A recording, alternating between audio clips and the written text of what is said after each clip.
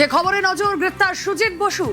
প্রাক্তন দমকল মন্ত্রীকে গ্রেফতার এনফোর্সমেন্ট ডিরেক্টরেটের। পুর নিয়োগ দুর্নীতি মামলায় গ্রেফতার। আজ সকাল থেকে টানা জিজ্ঞাসাবাদে কি মিলল, কোনো অসঙ্গতি ছিল কিনা, কি জানা যাচ্ছে ইডি সূত্রে জানাবেন অনুপ চক্রবর্তী রয়েছেন সঙ্গে। অনুপ, পৌর নিয়োগ দুর্নীতি মামলায় ইতিমধ্যে রাজ্যের প্রাক্তন দমকল মন্ত্রী সুজিত বসু তাকে গ্রেপ্তার করা হয়েছে। দীর্ঘ যে 10.5 ঘন্টার বেশি জিজ্ঞাসাবাদ, সেই জিজ্ঞাসাবাদের পরে তাকে গ্রেপ্তার করা হয়েছে এবং জিজ্ঞাসাবাদে একাধিক অসঙ্গতি এবং বয়ানে অসঙ্গতির পাশাপাশি অসুবিধা করার অভিযোগ, এই অভিযোগই মূলত প্রাক্তন দমকল মন্ত্রী সুজিত বসু তাকে গ্রেপ্তার করা হয়েছে এবং গ্রেপ্তারের পরবর্তী ক্ষেত্রে আজকে থেকে মেডিকেল যেমন করানো হবে এবং পরবর্তীতে তাকে আদালতে পেশ করা হবে বলে এমনটাই জানতে পারা যাচ্ছে। কারণ দক্ষিণ দমদম পৌরসভায় এই যে দুর্নীতির অভিযোগ ঘটেছিল, সেই পৌরসভায় 150 জনের বেনিয়মভাবে চাকরি দেওয়ার অভিযোগ ছিল দমকল মন্ত্রী প্রাপ্তন সুজিত বসু তার বিরুদ্ধে এবং এই অভিযোগেই কিন্তু তদন্ত প্রক্রিয়া যখন এগিয়ে নিয়ে যাওয়া হয়, আজকে তাকে জিজ্ঞাসাবাদে তলব করা হয়েছিল। দীর্ঘ যখন জিজ্ঞাসাবাদ করা হয়, ঠিক 9:15 তাকে নাগাদ কিন্তু তাকে গ্রেপ্তার করা হয় অফিসিয়ালি ভাবে এবং এই গ্রেপ্তারের পরবর্তী ক্ষেত্রে আদালতে যখন পেশ করা হবে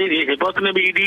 কিন্তু অন্যদিকে দেখা যাচ্ছে এসএসসি নিয়োগ দুর্নীতি মামলা যখন তদন্তে ইডি প্রথম নেমেছিল, সেক্ষেত্রে কিন্তু বেশ কিছু তথ্য পায় এবং অরেঞ্জ সিলের বেশ তথ্য সংক্রান্ত পায় এবং এই অরেঞ্জ সিলকে জিজ্ঞাসাবাদের পরবর্তী ক্ষেত্রে এই পৌরসভা সংক্রান্ত মামলার একাধিক তথ্য পায়। এরপর ইডি ইসিআর করে এবং ইসিআর পরবর্তী ক্ষেত্রে একাধিক জায়গায় তল্লাশি করা হয়েছিল, অরেঞ্জ সিলকে গ্রেপ্তার করা হয়েছিল, অরেঞ্জ সিলের বাড়ি তল্লাশি, অরেঞ্জ সিলের থেকে জিজ্ঞাসাবাদে কিন্তু একাধিক পৌরসভা সংক্রান্ত তথ্য পায় এবং এরপরেই লক্ষ্য করা যায় এই অরেঞ্জ সিলের থেকে জানতে পারে 150 জনকে কিন্তু দক্ষিণ দমদম পৌরসভা শুধুমাত্র বেনিয়ম ভাবে চাকরি দেওয়া হয়েছিল। প্রাক্তন দমকল সুজিত বসু তিনি দিয়েছিলেন এমনটা অভিযোগ করা ছিল এবং এই অভিযোগের ভিত্তিতে তার বাড়িতে একাধিকবার তল্লাশি করা হয়েছিল এবং সেক্ষেত্রে একটু নথি উদ্ধার হয়েছিল।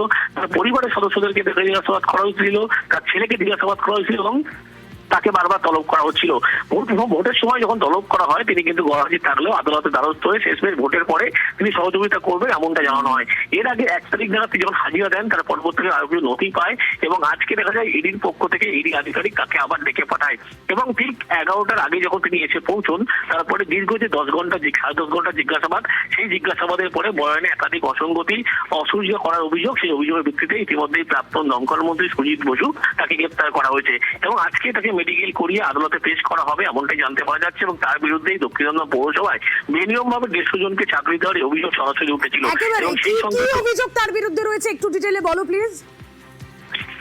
তো এসএসসি নিয়োগ দুর্নীতি মামলার ক্ষেত্রে যখন তদন্ত প্রক্রিয়া করে ইডি এবং সেক্ষেত্রে কিন্তু অয়ন সিল তার নাম উঠে আসে এবং এরপরে পৌরসভা সংক্রান্ত মামলার ইসিআর করে এই দুর্নীতির অভিযোগ সামনে আসে এবং সুজিত বসুর বিরুদ্ধে সে অভিযোগ ছিল দক্ষিণ দমদম পৌরসভা তিনি যখন ভাইস চেয়ারম্যান ছিলেন তৎকালীন তিনি কিন্তু 150 জনকে বেনিয়ম ভাবে চাকরি দিয়েছিলেন, এমনটাই অভিযোগ তার বিরুদ্ধে উঠেছিল এবং সেই সংক্রান্ত বিষয় নিয়েই পৌরসভার একাধিক আধিকারিক, পৌরসভার যিনি তৎকালীন চেয়ারম্যান ছিলেন পাঁচু রায়, তাকে যেমন জিজ্ঞাসাবাদ করা হয়েছিল এবং সেই সময় দক্ষিণ দমদম পৌরসভার তিনি কিন্তু একেবারে ভাইস চেয়ারম্যান ছিলেন এবং সেই সময় তিনি চাকরি দিয়েছিলেন বলে বেনিয়ম ভাবে এমনটা অভিযোগ করা হয়।